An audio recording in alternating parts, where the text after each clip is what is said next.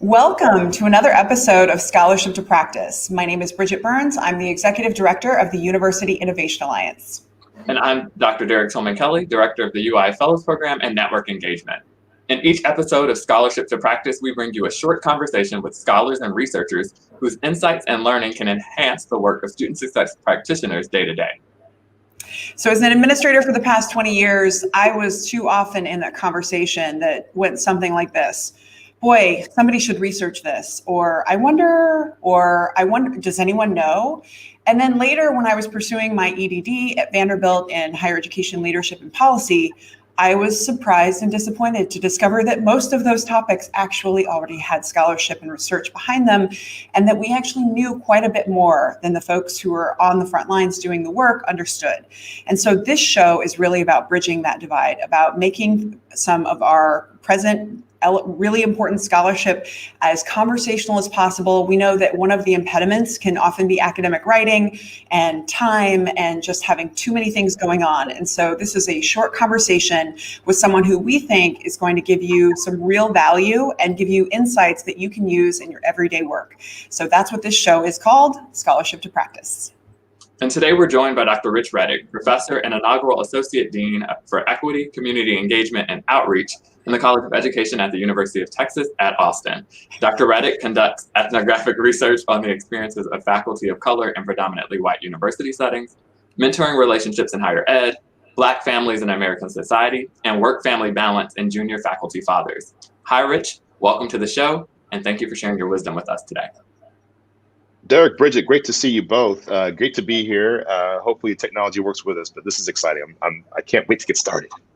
We are so thrilled. And for those who are at home, University of Texas at Austin is one of the UIA schools. But Rich is someone who we had invited to come and speak to all of the folks in the UIA a couple of years ago now at Purdue. And you really woke people up to the idea of cultural taxation. And we're just so grateful to have a conversation about that today. But first, we just wanted to get a sense of, how are you holding up right now? And just kind of ground ourselves in the life of Rich Reddick today. Well, I will say this, Bridget. It's great. It's a Thursday. I teach tonight, so shout out to my history of higher education class. I will see you at 4:00 Central. So it's kind of the sort of down slope of the week, but I have this last sort of class today. So I'm excited about that, which has been really nice. I like having class at the end of the day. End of the week. It keeps me kind of buoyed. But it's challenging, Bridget, all the issues about work-life balance and, with our kids, going to school. It's been tough, but I find being in community and talking about how tough it is has been really helpful. That's been a good thing, is having conversations about that. Wonderful. So one thing that, I think if you ask my family what I do for a living, they would say I'm still a student because I've just never left college, apparently. I'm just wondering, for those who are at home, to just try and keep things as conversational as possible, how do you describe what you do if you meet somebody in an elevator, or if one of your family members, perhaps? Yeah. Well, that's it. I'm first gen, right? So since the age of 18, I've had to go home and translate what am I doing exactly. And so the nice thing about being a professor, at least in name, the professing part's obvious, right? So I often talk about the fact that I have 3 jobs. I have the teaching part of my job, which everybody understands. I'm in class, I have students, I grade papers, and so on and so forth. I have the piece that is the research piece, which is I'm writing, and the writing can be either writing something I've already done work on, or analyzing data, or collecting data, right? Any part of that process. And then finally, the service part, which is the part that my associate dean role is really about, which is the idea that the University of Texas, as a state flagship university, is constitutionally mandated to serve the citizens of Texas. So whether I'm writing op-eds, or I'm visiting schools, or visiting community members, or working in community agencies, that's a big part of what I do. So, it's kind of like, you're a gadfly in so many different things, but we try to be more applied. And so, again, as a state flagship university, much of the work that we're doing is not simply showing up and, hey, how's it going? Hook 'em horns, but it's actually lifting up the hood, getting our fingers dirty, and getting into the work. So that's generally how I describe it. It depends what day you're talking to me. Today, I'm a teacher. Tomorrow, I'll be doing a lot of the community service oriented stuff that we do at UT Austin. That's great, Rich, and super helpful, I think, for all of us to think about our jobs are not just one thing, but might be multiple things, and you aren't all of them all at the same time. And so as Bridget mentioned, When you joined us at Purdue, you talked to the group about cultural taxation. Can you share what that is for administrators who might not be familiar? Sure, and I want to give a huge shout out to both you and Bridget, because that opportunity was really important, because it's something that's been going on for quite some time. It's not a novel concept. Amado Padilla in 1994 came up with the concept, and basically it's the invisible labor done by folks of color to support diversity missions at universities, particularly predominantly white institutions. So whether it's serving as a translator, for folks who are coming who speak a different language, whether it's sitting on diversity committees to make the university more accessible and more appealing to people of color, or it's doing some of that mentoring and advising that happens so often. But the issue about the taxation is that it's happening either invisibly, or it's in a way that's not being compensated or recognized. So often people who engage in work that's culturally taxing are not getting the hikes in their salary. They're not getting the promotions in their job positions because of the work. It's invisible. So we've heard Geneva Gay call it problematic popularity, the black tax, the brown tax, the woman tax, the gender tax. Those are all sort of variants of cultural taxation. That is super helpful. And I know that for many folks, they might see that, but they didn't have the language to really describe what was going on. And I'm just curious about, now you shared a bit about what we might see as administrators or faculty, but I'm curious about how this might show up for students. How might students be experiencing cultural taxation, particularly students of color at predominantly white institutions? Bridget, that's a great question. And think of this incredible tumult, right? We have uprisings and we have conversations on race and equity that are moving to the highest level they've been in quite some time. And so those students are often in spaces where they're having to explain or justify or make sense of things. So, think about sort of this sort of tweet first, think later sort of moment we're in, where people are often sort of spouting off ideas and thoughts and not really considering the empathetic issues that are involved. So, if you think an organization or a movement is problematic in some way, if you don't take the time to actually empathize with the folks in that movement and how they feel, you can see how that's incredibly psychologically taxing, right? To certainly be on defense constantly to make sense and make meaning of all the things that are happening. And also serving what we call native informants, right? The idea that because you have an identity, you obviously think for everybody in that community. And obviously, I can ask you anything or ask you to justify anything that happens in those communities. So this moment in particular, I think is particularly taxing for students of color because, we're not having, unfortunately, productive conversations on a large scale national level. The modeling for that is not really happening. So a lot of times the most responsible and responsive people pertaining to issues of equity are students in classrooms, in dorm rooms, in Zoom meetings. And my gosh, I see this happening every single day. Incident where students feel, I'm trying to learn to do physics and something happened in the chat where I'm having to make sense or justify or defend, people of color. Those are examples of cultural taxation. And the worst thing about that for students is that they don't have the protections that faculty, staff, administrators have, right? They're trying to earn degrees. If I raise an issue to my professor, I have to worry about, will that professor have an issue with me or evaluate me differently on my assessment because I've sort of provoked or raised an issue that maybe they didn't want to hear. So it's really, I think, perceptive to think about students also experiencing cultural taxation and not just limiting it to faculty and staff. That's super helpful, especially as we are thinking about ways that we can better step up and serve and support students of color in this challenging moment. I think being aware and cognizant that there are, in addition to the challenges that are in the news, also understanding that they're being expected to really step up and do much of the work to try and address, and all these committees and all these task forces that are formed. That's just extra work, and most of the time unpaid, and they don't get credit for it. Exactly. When I was a graduate student, we did work with the National Campus Diversity Project at Harvard, and we were at Yale, and the student, I've used this quote a million times, I wish I knew the student's name. She says, look, it's like we're adjunct faculty members in the College of Diversity, and we're not compensated. So all the cultural work that's done, all the education that's done, all the benefits that students get from diversity is borne disproportionately on the shoulders of these students who are taking the time to explain or invite or make statements about what's happening. And it's like you said, Bridget, it's not compensated. You don't get graded on your cultural sort of contributions. Perhaps you should. I don't know. And so thinking about that very piece, I know that you're helping to lead the reimagining of the Eyes of Texas song for UT Austin.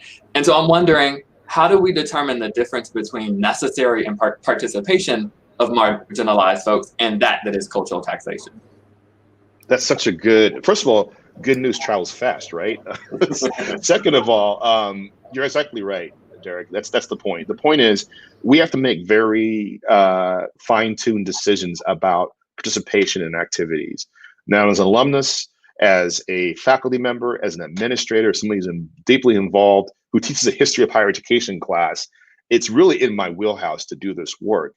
But I do draw a paycheck from this institution. So it's very different for me and very different for students who are different places. And many times I've worked on diversity and equity issues, and students, and I always respect that when they say, Dr. Reddick, I have so much going on. I don't know if I can take the bandwidth. And I try to advocate for resources. Sometimes we can't give them a stipend, but can we give them something or some recognition or some kind of leverage so they feel that the time is being valued? And one of the biggest, I think, sort of crimes in higher education is the fact that we benefit so much from the diversity and experiences that students bring. Our queer students, our Black students, our Latino students, our Asian American students, students of color, international students, but we don't really think about how to ensure that, okay, so now you've finished doing this thing for us, go back to your physics homework. What are we doing to help you with that?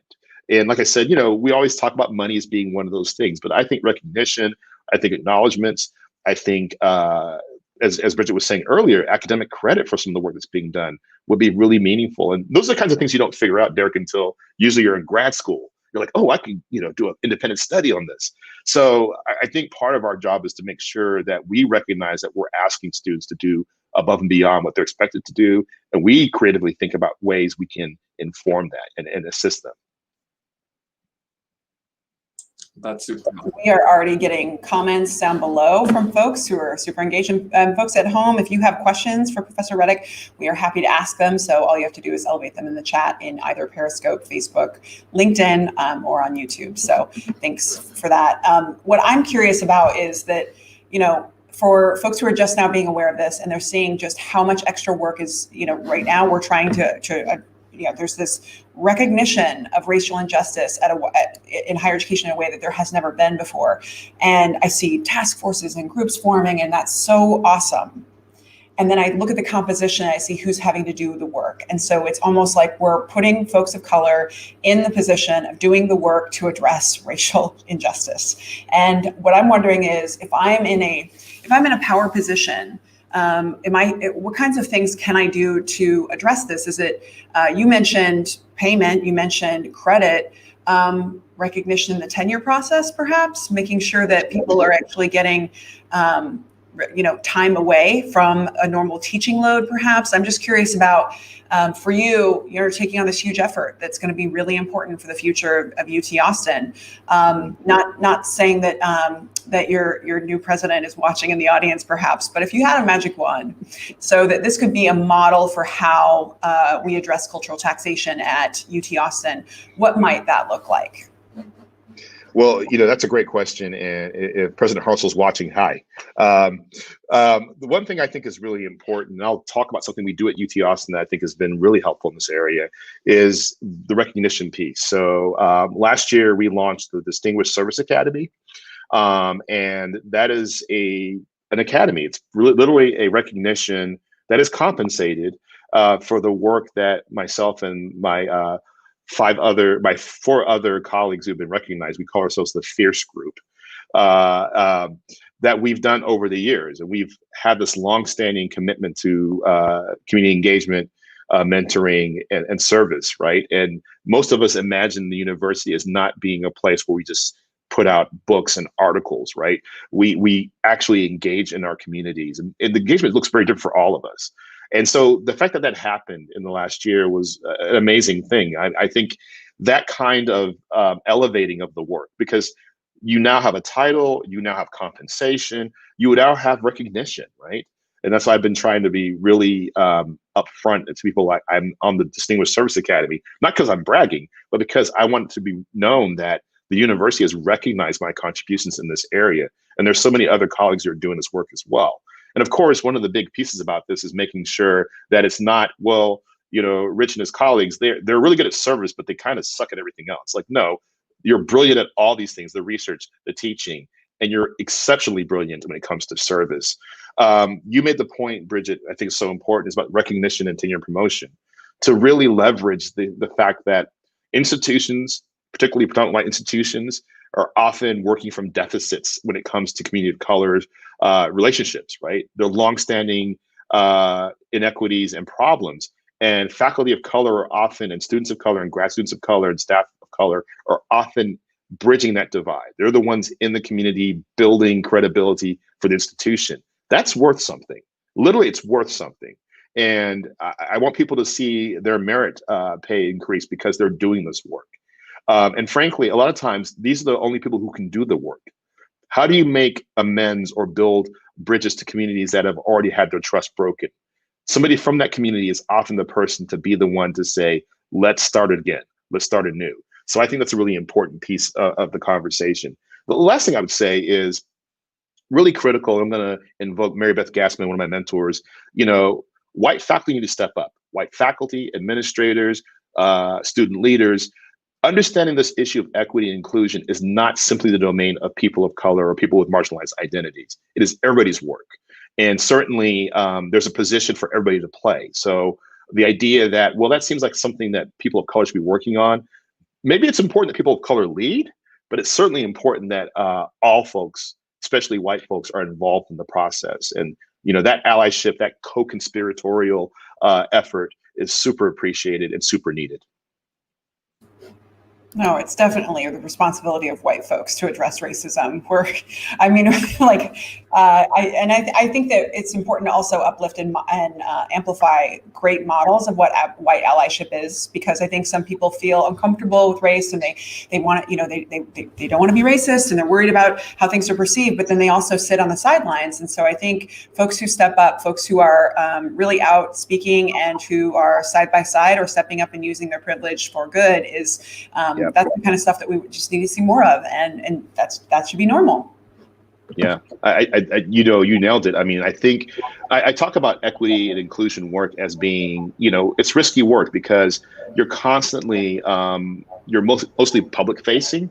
You're often operating spaces, and I always frame my work as being a humble learner. I am learning in the space still to this day, and I never want people to think that Rich is the diversity expert. So when he uses or misspeaks or doesn't announce his pronouns or whatever, those are things that are problems. I'm always open to that kind of feedback. And I always encourage colleagues to lean into it, lean into discomfort. It's like going to the gym, right? It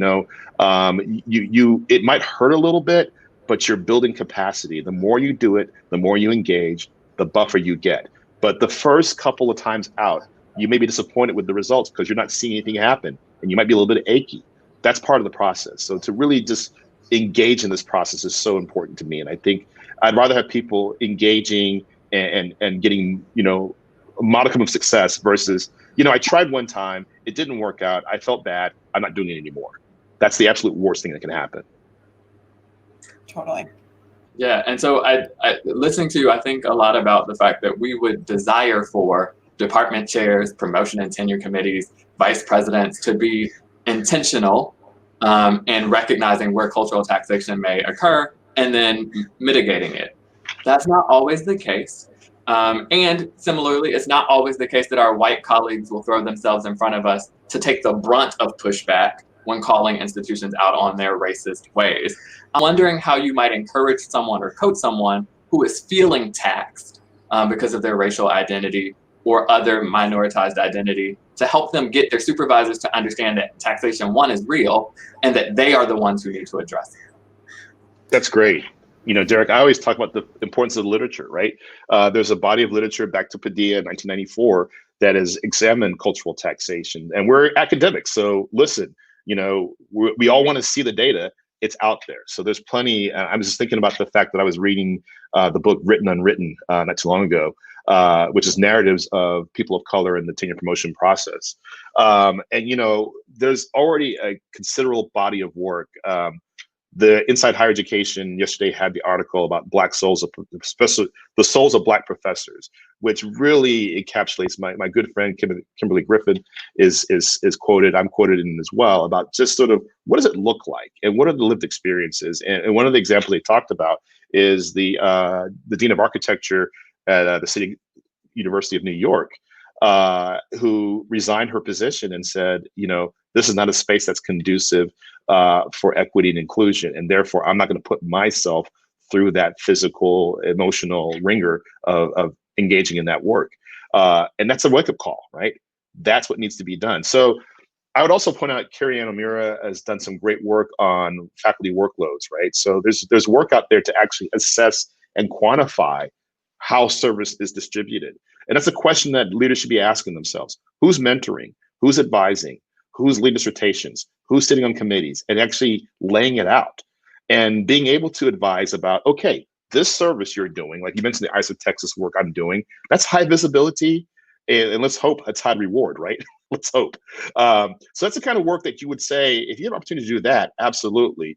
But being on the scholarship committee where you have to go through tons of work and very little outcome, that needs to be it needs to be distributed across, so nobody's sort of working in that space. And one of the famous things we do in the Academy is that our colleagues who are really great at producing research or drawing down grants are somehow exempted from that work.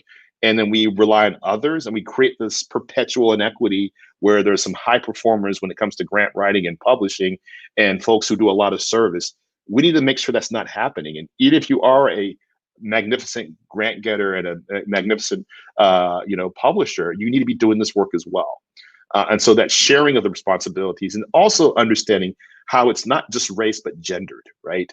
We often talk about the fact that women of color in particular often serve this nurturing role because, quite frankly, my male colleagues and I, we often opt out and say we're not going to do that, right? We don't do the emotional stuff, but the work is emotional, right?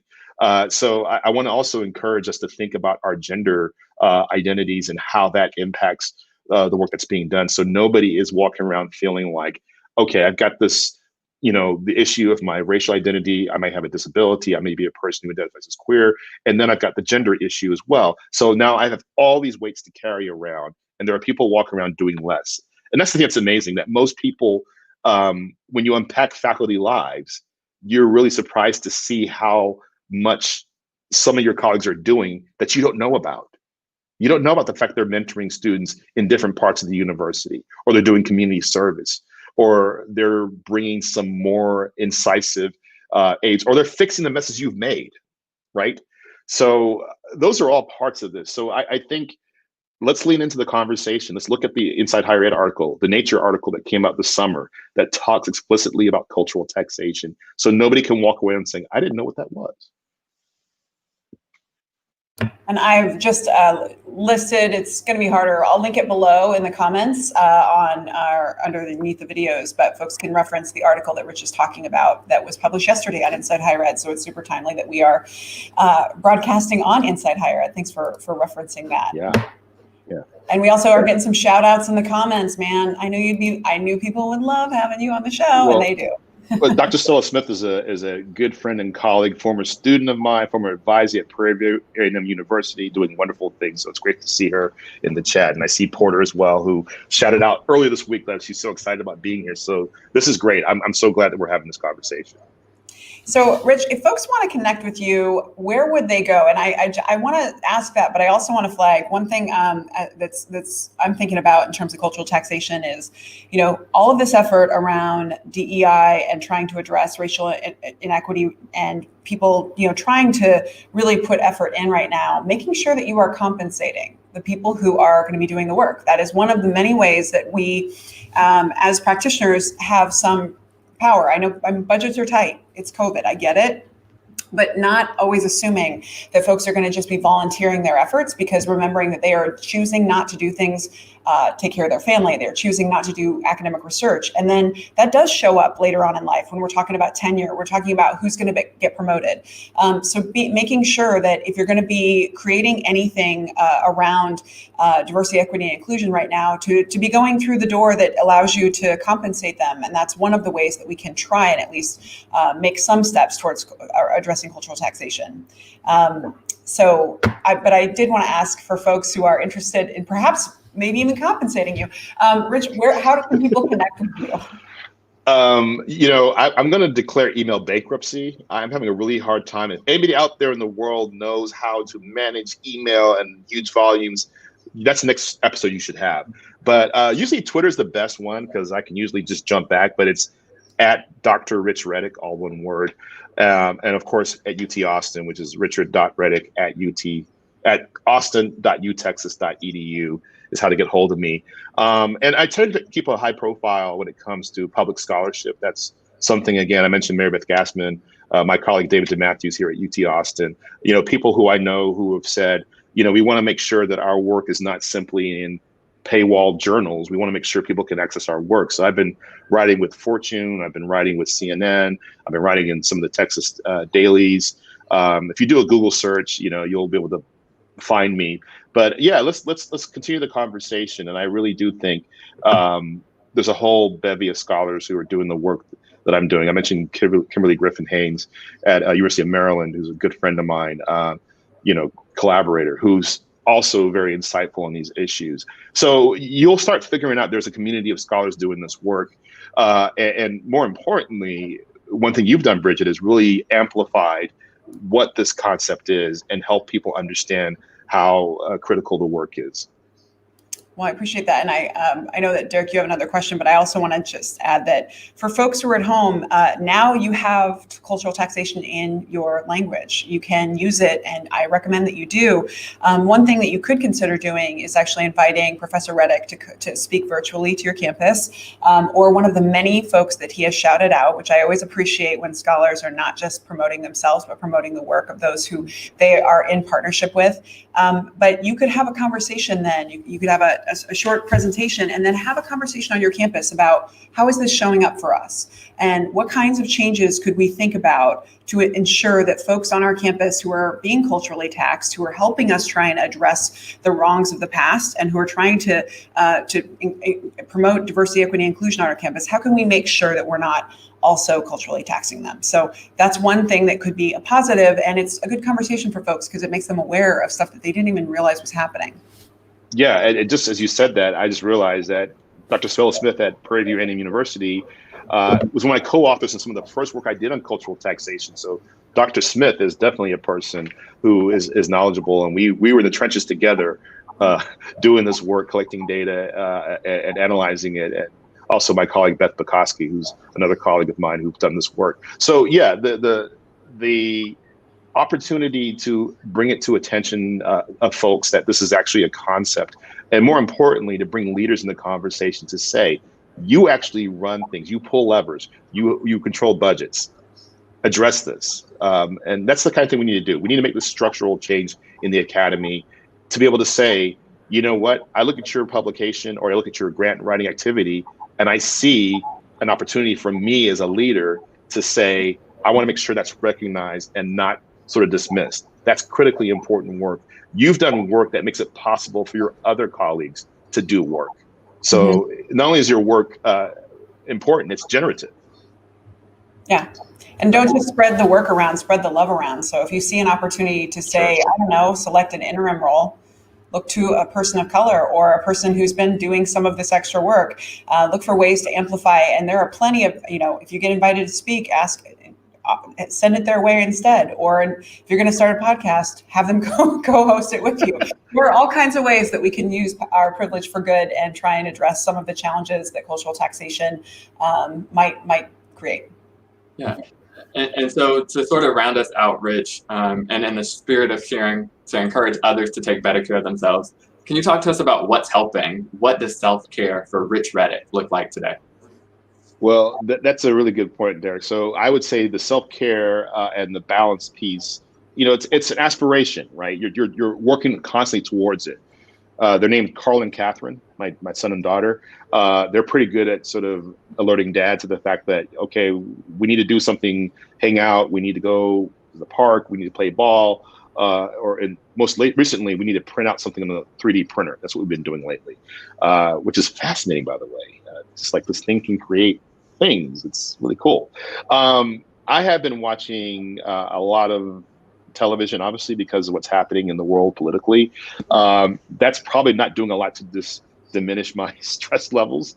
But I have found just vegging out in this moment is so important. So many of my colleagues, we have this constant sense of having to produce and do things.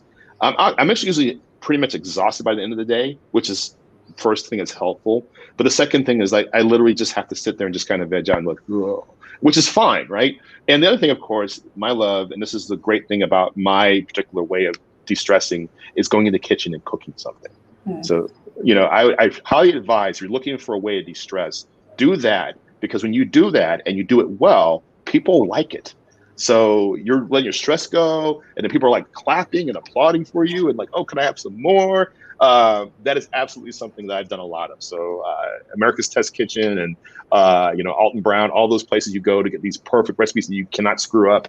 That's what I do. So, and it's been fun. And I think that's something that's so important to do in this podcast, to talk about. It's not just about grinding it out. We're in the middle of a pandemic. We're all stressed. It's okay to not do anything. And it's okay to do things that give you joy, that have no academic product. Here's the article on my cooking I did. No, just cook. I love it because that's super accessible. And Dr. Constance Elo, who we had on earlier, she talked about gardening as one of the ways that she's de-stressing. And I love that these are things that are practical, they're accessible, anyone can try them. And that they're also both places that you can, as she mentioned, learn about failure and be okay with it. Because I failed cooking last night and here I am standing here today. I'm fine. So